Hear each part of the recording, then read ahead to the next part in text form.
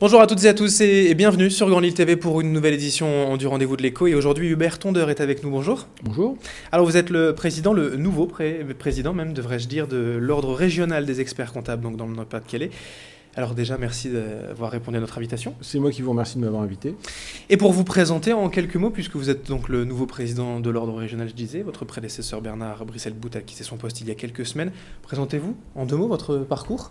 Donc, Hubert Tondeur, j'ai 42 ans, je suis tourquenois, donc expert comptable installé depuis une petite quinzaine d'années. Je suis également professeur des universités aux arts et métiers. Et j'ai effectivement succédé à mon confrère Bernard Brissel-Bout en décembre 2012. Comment devient-on président de l'Ordre régional? C'est une volonté, une envie de développer la profession, de la défendre? Oui, je pense qu'on devient président parce qu'on s'est déjà impliqué depuis de nombreuses années dans les actions, je dirais, syndicales et de défense très soft de la profession, en aimant communiquer avec ses confrères et en aimant défendre une profession qui s'exerce sous différentes formes. L'idée, c'est de continuer comme ça le travail de votre prédécesseur dans une succession douce où il n'y a pas de révolution à attendre? La révolution, non, parce que la révolution, c'est toujours revenir au même point, donc j'espère que ce sera plutôt une évolution. Dans la fonction qui m'est attribuée de façon temporaire, puisque nous sommes élus pour 4 ans, on a toujours envie de faire évoluer les choses. Maintenant, une de nos activités est une gestion de la profession, une gestion ordinale. Donc ces actions-là continueront. Elles ont été perpétuées et continuées par Bernard Brissel-Bout. Elles le seront par moi parce qu'on a une ordonnance qui régit notre profession. Nous avons des obligations en la matière. Après, chacun essaye d'apporter sa touche en matière de communication et de diffusion des missions des experts comptables et de donner l'envie à des jeunes de rejoindre notre profession. Alors justement, vous parlez d'envie. Quelles sont vos envies pour cette mission et pour ce mandat? Elles sont doubles, alors très génériques, mais le Conseil supérieur s'y est attelé depuis plusieurs années. C'est d'une part promouvoir la profession au travers des missions et des nouvelles missions qui nous sont dévolues, qui nous sont confiées et que l'on peut conquérir.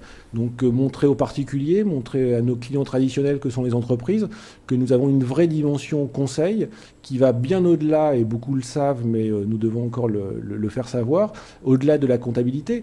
C'est le conseil en matière sociale, c'est le conseil en matière fiscale, c'est le conseil en matière patrimoniale. C'est l'évaluation d'entreprise, c'est les actions auprès des collectivités territoriales ou des établissements publics. Donc toutes ces missions, nous les faisons, mais nous ne le faisons peut-être pas assez savoir. Et je pense que le Conseil a une fonction et une mission qui est de former sur ces dimensions encore plus l'ensemble des confrères pour pouvoir leur donner les outils de réalisation de ces missions. L'autre aspect, c'est les particuliers.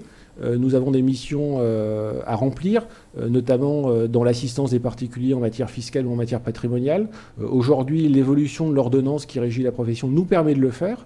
Donc nous devons expliquer aux particuliers, à notre marché, ce que nous pouvons faire en la matière. Les particuliers ont besoin d'experts comptables. C'est pas, comme vous le disiez, juste de la comptabilité pour les entreprises. Comment, moi, je peux avoir besoin d'un expert comptable? Vous pouvez avoir besoin de nous parce que vous avez un travail qui vous rémunère, vous faites une déclaration de revenus, vous avez peut-être fait quelques investissements. La déclaration de revenus est parfois compliquée. Plus votre champ d'intervention privé est large, mais plus vous devez remplir un certain nombre de rubriques. C'est parfois un peu compliqué. La fiscalité est quand même un véritable maquis.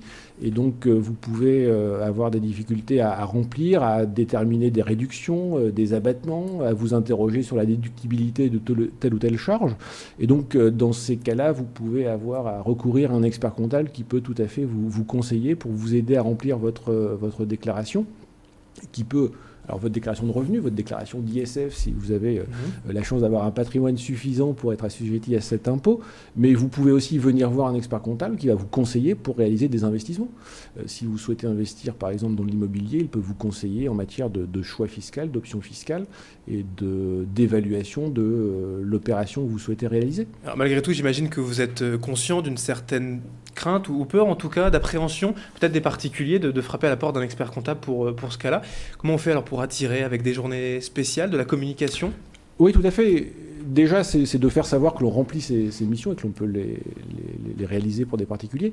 L'autre aspect, vous parlez de communication, ce sera le cas cette année en mai 2013, où nous allons ouvrir un standard téléphonique pendant une semaine pour les particuliers, pour les aider et pour répondre à leurs questions sur des problématiques fiscales lors de la période de déclaration d'impôt sur le revenu. Donc, il y aura un numéro vert, les particuliers de la région pourront appeler, il y aura un certain nombre d'experts comptables à leur disposition. Et en parallèle de cette action, je dirais, téléphonique, ce sera aussi une présence physique au sein du Conseil sur l'île, où un certain nombre d'experts comptables pourront accueillir des particuliers qui souhaiteraient avoir des conseils, des informations, et tout ça sera gratuit, parce qu'il faut aussi créer l'information et créer un peu le buzz sur nos actions. Alors oui, c'est marrant, vous dites justement le buzz, ça fait un peu jeune justement. Comment on attire les jeunes diplômés également par des actions? Vous disiez, il faut les attirer. Il y a un déficit d'amour pour la profession peut-être? Effectivement, on a une profession qui a une moyenne d'âge qui tend à s'accroître, qui est autour de 53 ans, 54 ans, ce qui est quand même près de 10 ans plus âgé que les avocats. Donc on peut quand même penser qu'on a un peu de mal à attirer des nouvelles générations d'experts comptables. Aujourd'hui, 1000 diplômés chaque année pour 17 000 experts comptables en France, 1000 diplômés. Sur les 1000 diplômés, à peine 500 rejoignent la profession libérale. Les autres partant exercer leurs activités et leurs spécialités comptables en entreprise. Donc c'est un vrai déficit parce que ça ne permet pas de pallier, pallier au remplacement des experts comptables libéraux qui partent en retraite. On en reparlera très prochainement dans l'actualité sur Grand Lille TV. Merci Hubert Tondeur d'avoir été avec nous donc, pour ce rendez-vous de l'écho. Je rappelle que vous êtes le président de l'Ordre régional des experts comptables. Merci beaucoup. Merci à vous de nous avoir suivis sur Grand Lille TV pour ce nouveau rendez-vous de l'écho. Dans un instant, l'information continue.